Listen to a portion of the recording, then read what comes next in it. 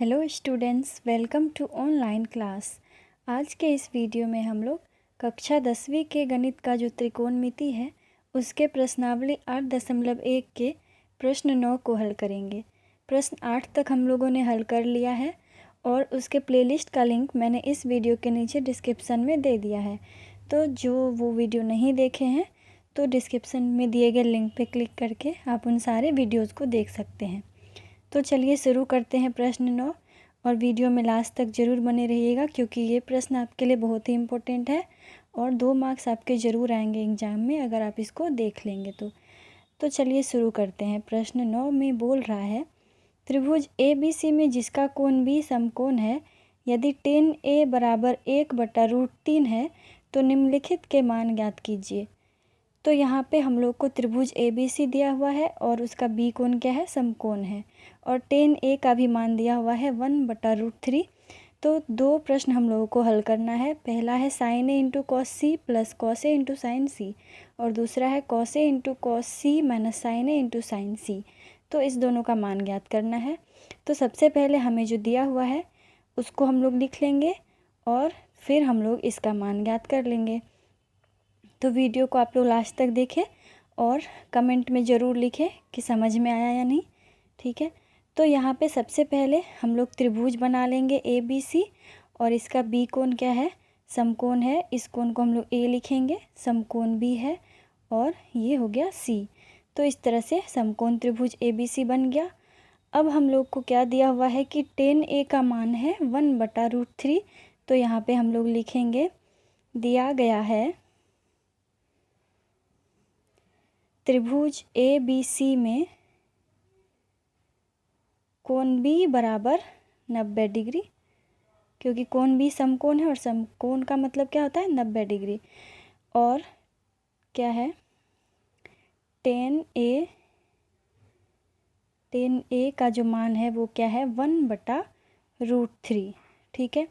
तो tan का formula क्या होता है, मैंने बताया है लंब बटा आधार। इसका ट्रिक मैंने बताया है पहले वीडियो में त्रिकोणमिति के परिचय वाले में, तो आप उस ट्रिक को देख सकते हैं उस वीडियो में और फिर आपको आसानी से याद रहेगा। तो tan का फॉर्मूला होता है लंब बटा आधार। तो लंब बटा आधार का मान क्या हो जाएगा, 1/√3। तो यहाँ पे लंब क्या हो गया 1 और आधार हो गया √3। तो A के हिसाब से लंब क्या होगा, A के सामने वाली भुजा यानी कि BC, यहाँ पे tan A है इसलिए, और यहाँ पे हम लोग लंब को लिखेंगे BC। अब आधार क्या होगा A का, तो A कोण AB भुजा पे खड़ी है तो आधार क्या हो जाएगा, AB। यहाँ पे लंब होगा BC और आधार होगा AB। तो BC बटा AB हम लोग लिख सकते हैं लंब बटा आधार कोण A के लिए, और इसका मान 1/√3 के बराबर हो जाएगा। अब ये क्या है, अनुपात के रूप में है, मैंने बताया था ये बटा के रूप में है, 1/√3 अनुपात के रूप में है। तो हम लोग इसको क्या करेंगे, लिखेंगे BC बराबर, यहाँ पे K मानते हैं हम लोग, तो 1 के तो नहीं लिखेंगे ना, हम लोग क्या लिखेंगे, K लिखेंगे। K का मतलब 1 के, और यहाँ पे AB बराबर क्या हो जाएगा, √3 के। इसको हम लोग मान लेते हैं, जहाँ K क्या है, कोई भी धन संख्या है, कोई भी धनात्मक संख्या है। K क्या है, कोई भी धनात्मक संख्या है। K की जगह हम लोग कोई भी चीज़ मान सकते हैं, XYZ कुछ भी। तो यहाँ पे जब अनुपात के रूप में रहेगा तो हम लोग डायरेक्ट संख्या 1 और √3 नहीं लिख सकते। BC और AB का मान इस तरह से हम लोग को K मान के लिखना होगा। अब BC और AB का मान तो पता चल गया। AC का मान ज्ञात करने के लिए क्या करेंगे, हम लोग पाइथागोरस प्रमेय का प्रयोग करेंगे समकोण त्रिभुज में। तो समकोण त्रिभुज ABC में पाइथागोरस प्रमेय से हम लोग क्या लिखते हैं, कर्ण का वर्ग बराबर लंब का वर्ग प्लस आधार का वर्ग। तो यहाँ पे AC क्या है, कर्ण है, क्योंकि समकोण के सामने वाली भुजा है AC, तो वही क्या होगी, कर्ण होगी। तो यहाँ पे हम लोग लिखेंगे AC² बराबर AB² प्लस BC²। तो AC का मान हम लोग को ज्ञात करना है यहाँ पे, तो हम लोग क्या करेंगे, AB का और BC का मान जो है यहाँ पे K और √3 के, उसको लिखेंगे। तो AB का क्या है, √3 के और स्क्वायर है यहाँ पे, तो इसका भी होल स्क्वायर कर देंगे। BC का मान क्या है, K, तो यहाँ पे K का भी स्क्वायर हो जाएगा। √3 का स्क्वायर करेंगे तो 3 हो जाएगा, रूट का वर्ग करते हैं तो रूट हट जाता है, और K का स्क्वायर भी हो जाएगा K²। और ये के स्क्वायर, तो 3 के स्क्वायर और 1 के स्क्वायर क्या हो जाएगा, 4 के स्क्वायर हो जाएगा जोड़ के। तो AC स्क्वायर का मान आ गया 4 के स्क्वायर, लेकिन हमें AC का मान ज्ञात करना है। तो AC का मान ज्ञात करने के लिए दोनों तरफ जब स्क्वायर को हटाएंगे हम लोग, तो यहाँ पे √4 आ जाएगा और k का स्क्वायर भी हट जाएगा, तो k रूट से बाहर आ जाएगा। तो इसलिए हम लोग AC का मान क्या लिख सकते हैं, तो √4 का क्या होता है, 2 होता है, तो AC हो गया 2k।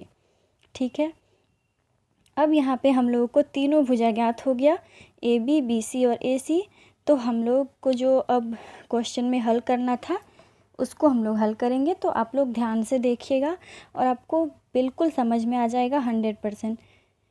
तो पहला प्रश्न जो है वो क्या है, sin A into cos C plus cos A into sine C। ठीक है, यहाँ पे साइन A का मान क्या होगा अब, तो साइन का फॉर्मूला होता है लंब बटा कर्ण। तो A के लिए लंब कौन सी भुजा है, A के लिए लंब A के सामने वाली भुजा यानी कि BC। तो लंब हो गया BC और कर्ण क्या है, कर्ण तो AC है, तो साइन A हो गया BC बटा AC। इसी तरह से cos C का मान लिखेंगे, तो cos का फॉर्मूला होता है आधार बटा कर्ण। तो C के लिए आधार क्या होगा, तो CB हो जाएगा यहाँ पे यानी कि BC, और कर्ण तो AC ही रहेगा। तो C के लिए हो गया आधार बटा कर्ण BC बटा AC, cos C का मान।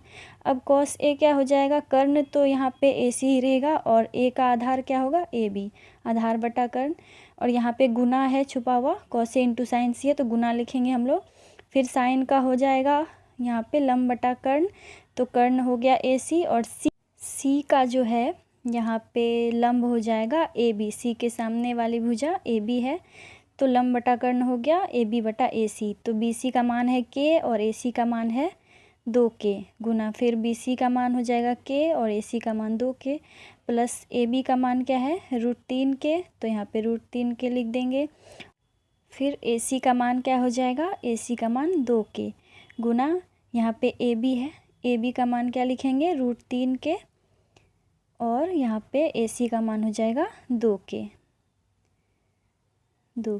ठीक है, अब यहाँ पे K ऊपर नीचे कट गया सब जगह, तो यहाँ पे क्या हो गया 1/2 गुना 1/2 प्लस √3/2 गुना √3/2। ठीक है, तो ये गुना करके क्या हो जाएगा 1/4, और ये √3 गुना करेंगे 3/2 दूना 4। अब इसको जोड़ लेंगे तो 4 क्या हो जाएगा, यहाँ पे 4 नीचे में आ जाएगा LCM, और 1 जोड़ 3 हो जाएगा, तो 4/4 हो गया यानी कि 1 आ गया इसका आंसर। तो पहले वाले का आंसर हम लोगों ने निकाल लिया। कितना सिंपल था ये, बस थोड़ा सा ध्यान रखना, इसमें फॉर्मूला ठीक से बैठाना पड़ेगा।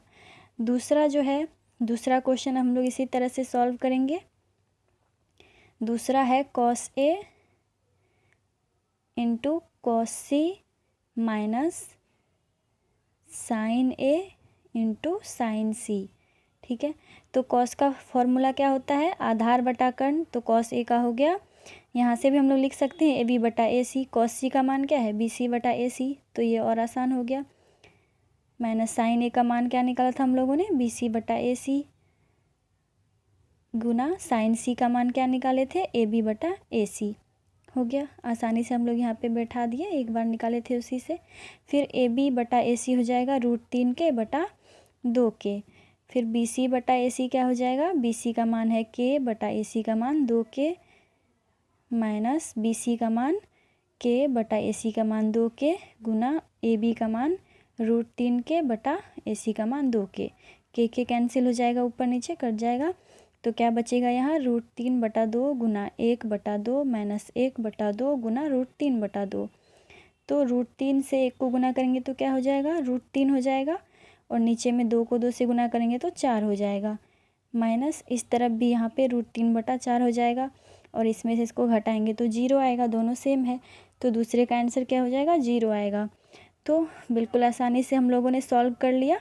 सबसे पहले जो दिया रहेगा उसको हम लोग लिख लेंगे, और फिर फॉर्मूला से हम लोग तीसरी भुजा को ज्ञात करके जिसका भी मान निकालना है उसको निकाल लेंगे। यहाँ पे ध्यान रखना है कि कोण के सामने वाली भुजा लंब और लंब के सामने वाली भुजा कर्ण होती है। तो इससे आपको आसानी से फॉर्मूला आप बैठा पाएंगे, जैसे कि मैंने यहाँ पे किया था। एक बार में आपको नहीं समझ आए तो आप दोबारा से देख के इसको अच्छे से समझ सकते हैं, ठीक है। तो हम लोग अब नेक्स्ट वीडियो में मिलेंगे और प्रश्न 9 के बाद हम लोग अब प्रश्न 10 को हल करेंगे। तो नेक्स्ट वीडियो को ज़रूर देखिएगा और हमारे साथ बने रहे। चैनल को अभी तक सब्सक्राइब नहीं किया तो सब्सक्राइब ज़रूर कर ले और वीडियो को लाइक और ज़्यादा से ज़्यादा शेयर करें। Thanks for watching this video.